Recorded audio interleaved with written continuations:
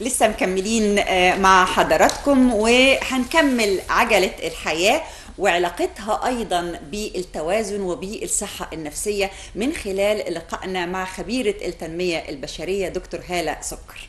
أهلا بحضرتك. اهلا بيكم يا سكر الحياه انتوا الاثنين. دكتورة هالة، عايزين يعني نسترجع تاني. احنا كنا اتكلمنا الحلقة اللي فاتت عن عجلة الحياة، وبدأنا فعلا نشرحها بالتفصيل. ان شاء الله هنستكمل المرة دي الجزء التاني، بس خلينا نفكر الناس سريعا كده ايه هي عجلة الحياة تحت امركم. وبنستخدمها في ايه؟ طبعا عجله الحياه اتمنى انها تظهر على الشاشه عشان المشاهدين يستفيدوا منها.